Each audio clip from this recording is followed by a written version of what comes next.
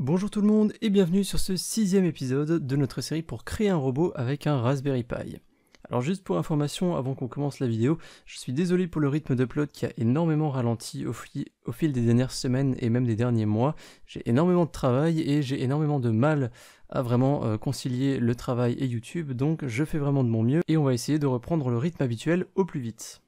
Également, j'ai réalisé les montages que vous allez voir il y a plus d'un mois, donc je vais vraiment essayer de me remettre dans le truc, mais je risque d'avoir un petit peu de mal pour cet épisode, mais comme d'habitude, je vais faire de mon mieux. Donc aujourd'hui, on va ajouter un détecteur de distance à notre robot pour mesurer les distances réelles. Cela permettra par la suite de détecter les différents objets sur le chemin du robot et donc d'effectuer des actions en conséquence comme éviter l'objet ou encore n'importe quoi d'autre. Concernant le matériel nécessaire, on aura besoin encore et toujours de notre robot dans sa forme actuelle et des périphériques habituels, donc le clavier, l'écran, la souris pour avoir accès à l'interface et pouvoir programmer notre robot. On aura également besoin de notre capteur ultrasonique HRSC04, oui c'est le nom complet mais pour simplifier je vais simplement l'appeler le capteur. Il nous faut également 3 câbles mâle-mâle, j'ai volontairement pris des couleurs différentes pour faciliter un petit peu le montage, et pour terminer on aura besoin d'une résistance de 330 ohms et d'une autre de 470 ohms. Alors n'ayez pas d'inquiétude, comme d'habitude, on va repasser sur tous les nouveaux composants qu'on n'a pas encore utilisés dans un petit instant. Le but aujourd'hui, ça va donc être d'ajouter le capteur à notre circuit actuel. On va passer rapidement en revue les nouveaux composants, à commencer par le module ultrasonique, donc le capteur. Comme je l'ai dit, ce composant va nous permettre de récupérer la distance entre lui et une surface qui est en face de lui. Donc comment ça fonctionne ? Vous voyez qu'on a en quelque sorte deux haut-parleurs sur cette petite plaque électronique. Donc quand le capteur sera alimenté par un courant électrique, le haut-parleur transmetteur, donc celui marqué T, va envoyer un son très aigu qu'on appelle un ultrason droit devant lui. Donc nous on va pas l'entendre cet ultrason parce qu'il est trop aigu pour nous. Et en plus de ça, cet ultrason il ne sera émis que pendant 10 microsecondes, c'est-à-dire 0,00001 seconde. Donc un délai très court. Cet ultrason va donc être envoyé, il va être reflété sur la surface, il va rebondir sur l'objet ou la surface qu'il y a en face, et donc ça va renvoyer l'ultrason vers le haut-parleur receveur, celui marqué R.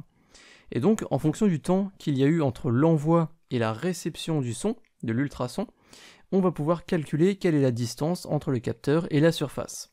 Donc, plus un objet est loin, plus l'ultrason va mettre du temps à revenir, et si au contraire l'objet est très proche, la réception se fera très vite, donc l'objet sera proche de notre robot.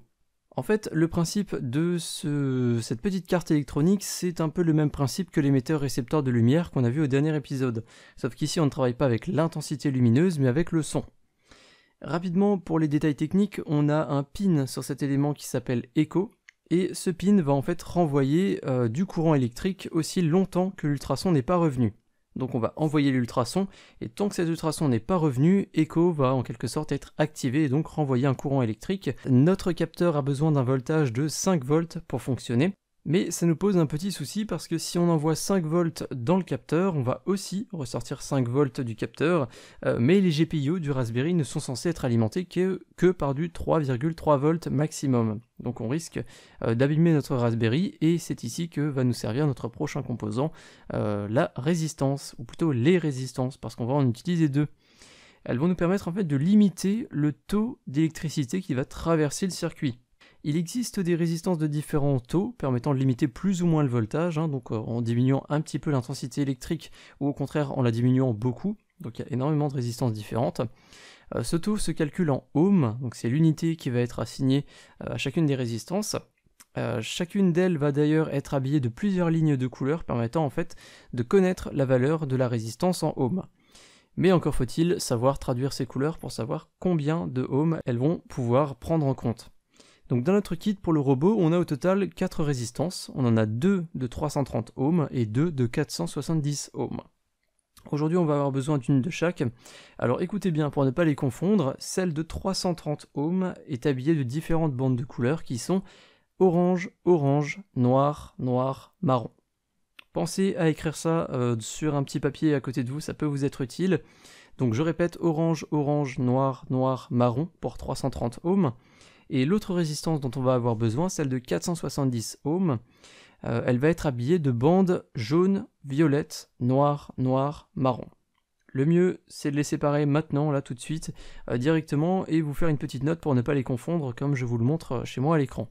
Pour info, si vous ne le saviez pas, les résistances n'ont pas de sens défini, donc vous allez pouvoir les planter dans un sens ou dans l'autre dans le circuit, ça ne change absolument rien. Passons maintenant à la partie la plus intéressante, la construction du circuit. Comme d'habitude, je commence par monter le circuit en direct et je vous affiche un petit schéma à la fin qui vous permettra d'avoir un récapitulatif de tout ce qu'il y a à faire.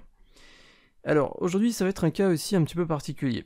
Le capteur ultrasonique, il faut qu'il pointe vers l'avant du robot et il doit être branché dans la breadboard. Sauf que le capteur va pas voir grand chose si on le branche tel quel dans la breadboard. Comme vous pouvez le voir, hein, les sortes de haut-parleurs sont en fait cachés par le bord en carton. Donc en fait il va falloir qu'on découpe un petit peu l'avant du robot. Vous avez deux possibilités. Soit vous découpez une forme rectangulaire à l'avant du robot pour qu'on puisse voir l'entièreté du capteur. Soit vous faites un truc un petit peu plus joli comme moi et vous découpez deux ronds pour donner en fait la visibilité vraiment à l'émetteur et au récepteur ultrason. Donc on aura juste en quelque sorte les deux haut-parleurs qui auront leur petit trou à l'avant du robot. On aura un petit peu l'impression que le robot a des yeux. Voilà, donc je vais commencer par ça avant de directement passer à la partie électronique. Je vais brancher mon sensor dans ma breadboard, donc le sensor, le capteur, hein. Je vais le planter en plein milieu. Les câbles qui sont déjà branchés dans la breadboard, on va s'en occuper dans un petit instant. Je vais prendre mes mesures et je vais découper le nécessaire. Alors je vais faire un accéléré hein, parce que j'ai mis vraiment pas mal de temps à faire ce truc. Maintenant que c'est fait, on a notre robot qui a deux petits yeux, qui en réalité sont plutôt une bouche et des oreilles, hein, parce que comme je l'ai dit, on va envoyer un son et les récupérer, donc c'est pas vraiment quelque chose de visuel. On va s'occuper maintenant des deux câbles actuellement branchés dans la breadboard. On va simplement les déplacer dans la même ligne que le pin ground de notre capteur. Donc c'est celui qui est marqué GND sur le capteur. Une fois que c'est fait, on va placer les résistances. On va commencer par celle de 330 ohms. On va placer une patte de la résistance dans la même ligne que le pin écho de notre capteur.